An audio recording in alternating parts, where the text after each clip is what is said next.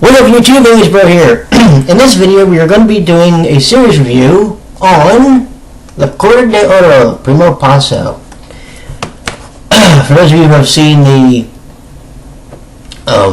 Midseries review, a lot of what I'm going to do is repetition, but it's done for a reason. Because there might be people that just watch this video and, well, yeah. So, let's talk about the Corda. Let's start from the beginning. Seiso Academy was built by a gentleman who rescued a fairy who becomes very important in the series. The fairy's name is Lilli. Okay? Lilli was hurt and needed attention and got it. As reward, as in many respects repayment, this gentleman built the academy, and the statue excuse me, which you see in the middle of the courtyard is of the fairy that lives there. Okay?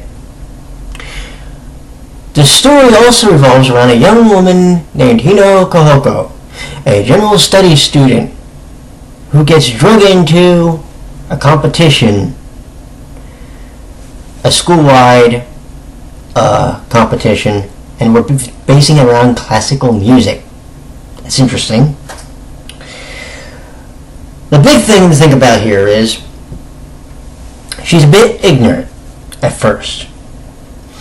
She needs a lot of help because she's never played an instrument and she's thrust into a competition about a field that she really knows not a whole lot about, to be honest. They're kind of like me in a way. But, much like our lead character, I've begun to learn and appreciate. And that is one of the big things you need to take out of this series. Is it's not just about the male characters. It's not just about the female characters.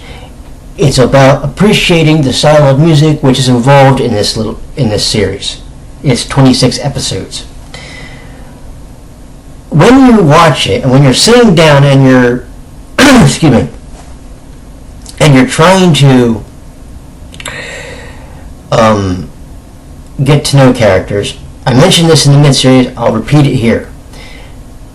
At first, it is the hardest, one of the hardest series to watch, because what they do is they take a bunch of characters. They did this, by the way,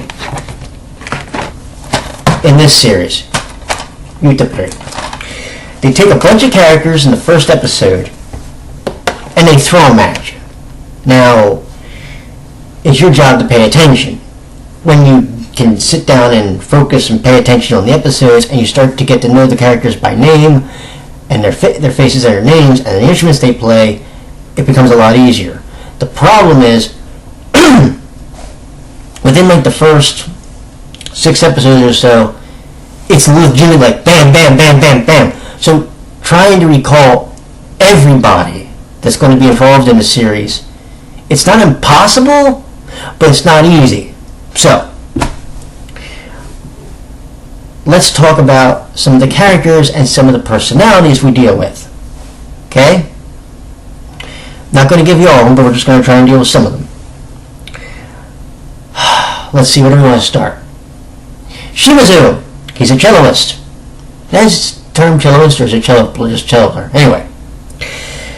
He is a soft-spoken and quiet individual. When I say that, I mean that. He talks like this. He talks like this, and you can't understand him. See what I'm saying? You probably play this back trying to understand what I just said. But that's how he talks. He's a very soft-spoken, quiet, in some ways shy cello player. But he's very good at playing it. He's very much adept to it. Okay? That's him. Then you have Yazuma. Yay. He is exceptional. at playing the flute. He also is so popular with the ladies that they legitimately are like his bodyguards when it comes to people trying to harm him or pick on him or demean him for what he does. His problem is he's a bit of a dick at times. See, he's a Gemini, as it's found out in the series, and as a Gemini I can somewhat attest to the fact that we have split personalities. The difference is that his is a bit more manipulative. It's more of a mind game, as it were. He likes to get in people's heads and make their lives miserable. However, Len Tsukamori is the exact opposite.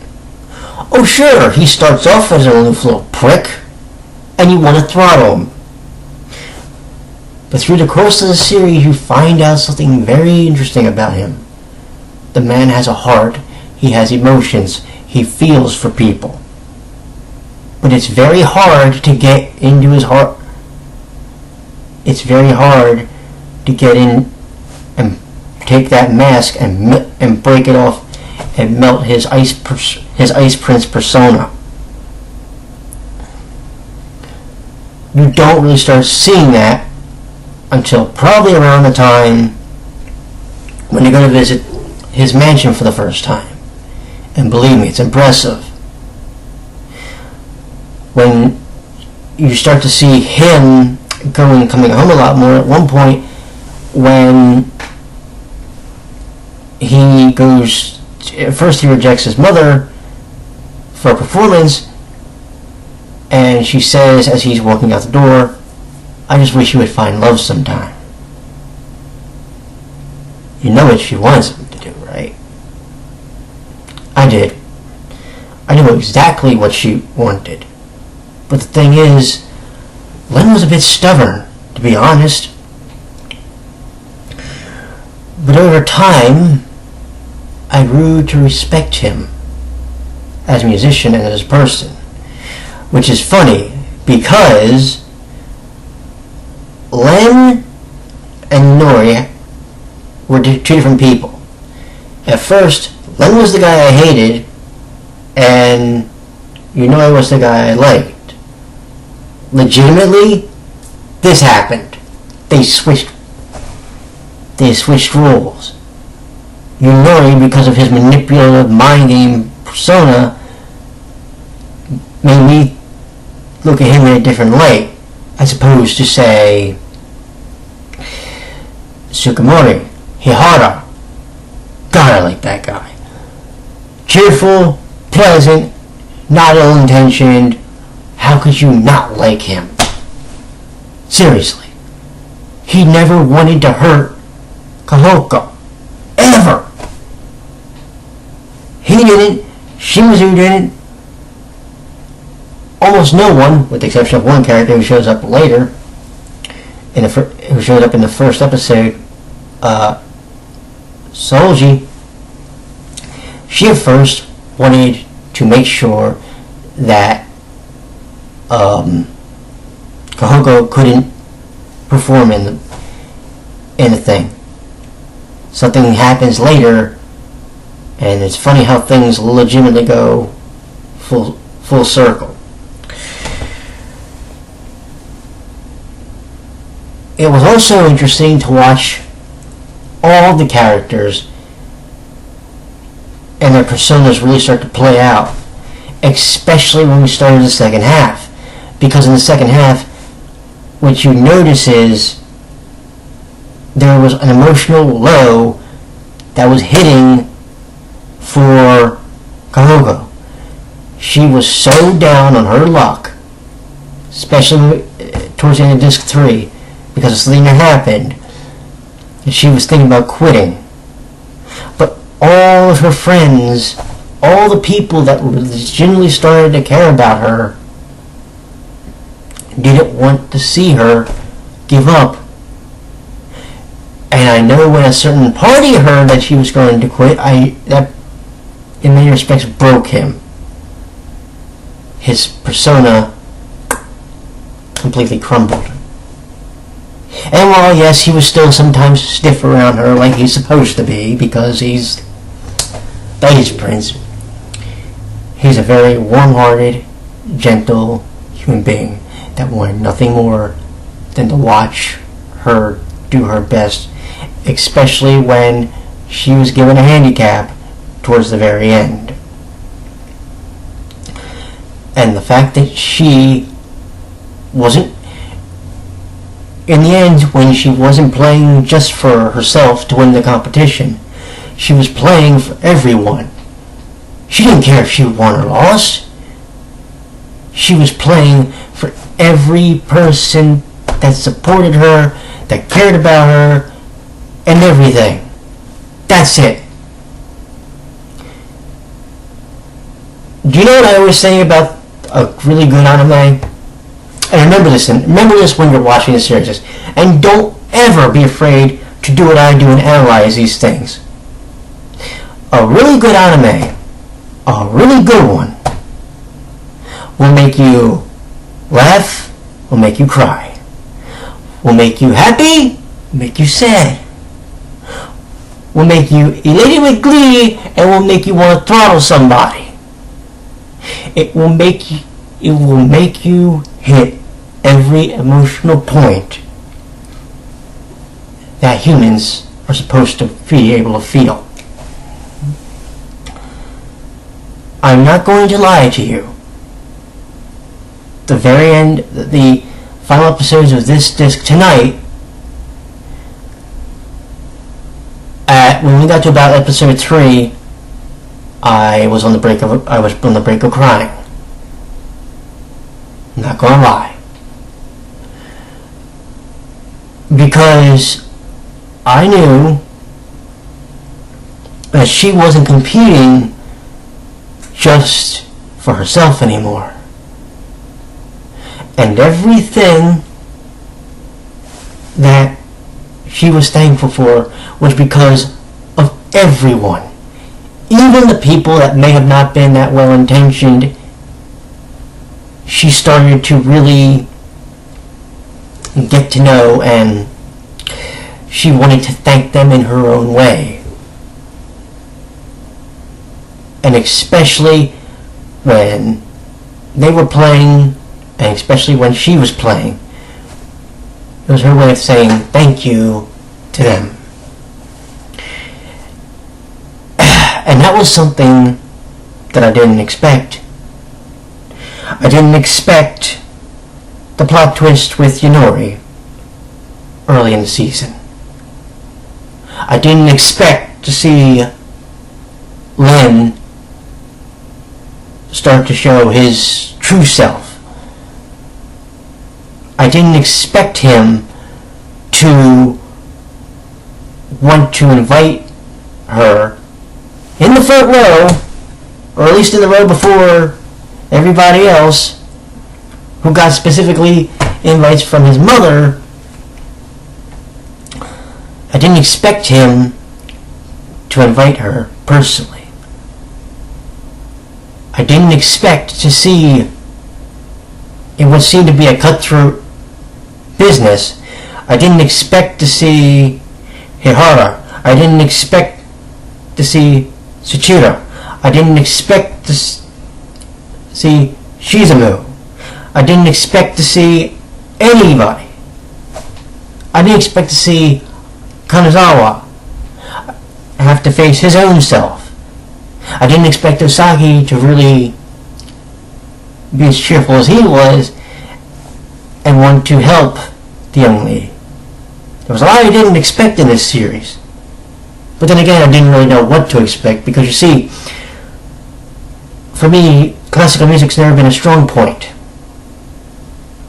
I'll be blunt and tell you I've never really sat down and listened to a CD from a classical musician of any type. I don't listen to opera. Don't listen to classical, really. I started getting into jazz. Need to get back into it. But I've never experienced what I experienced in this series. You see, Sailor Moon came out in the 1980s, and yes, I'm using Sailor Moon as a comparison. There was a lot that show did to help anime in this country, and there's a lot that it did for people like myself. But you never really understand, to me, again, I'm sorry for my voice, but you never really understand the range of emotions that you can sometimes feel when you're watching some series that in many respects are better in their own way.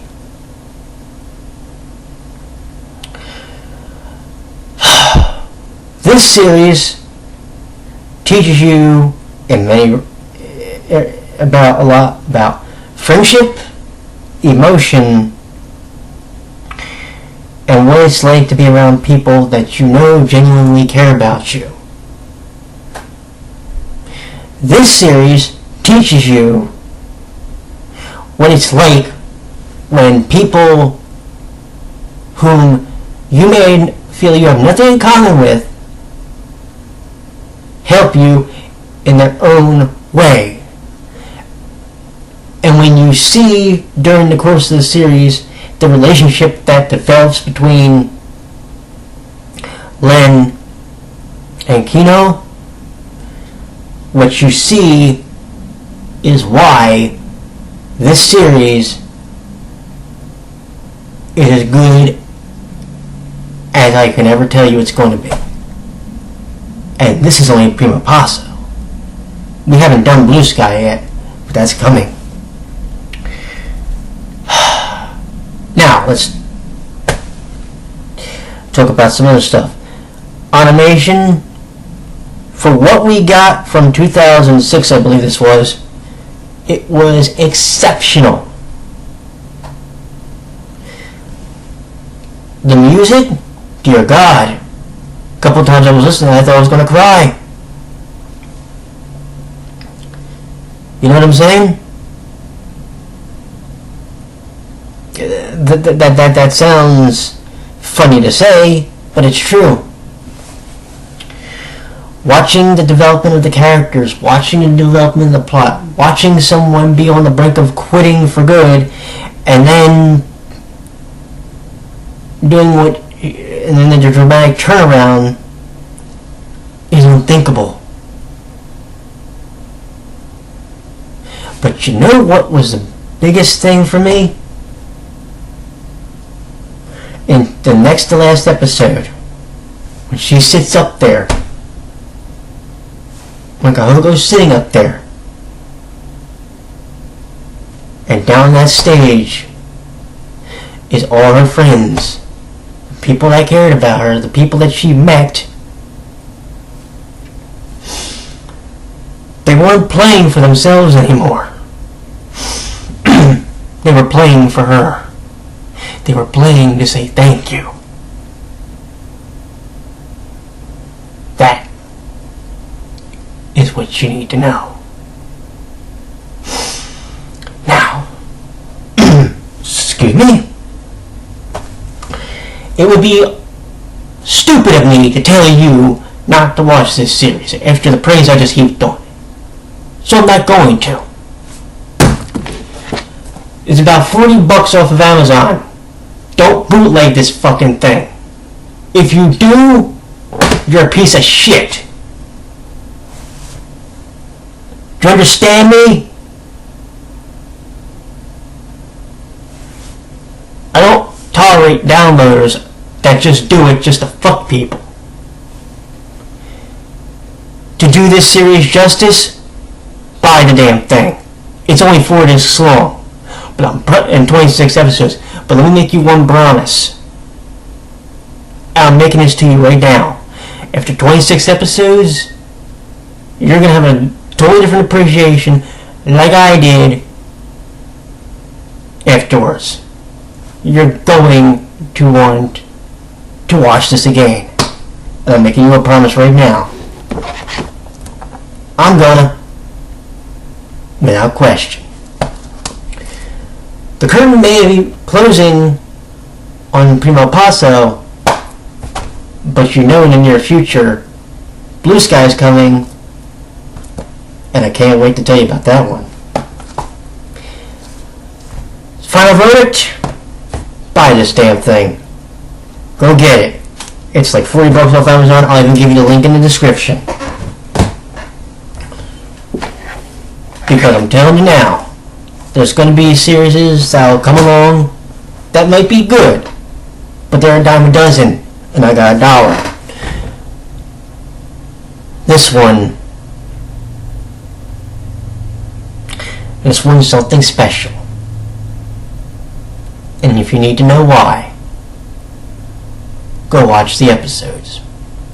It ain't hard.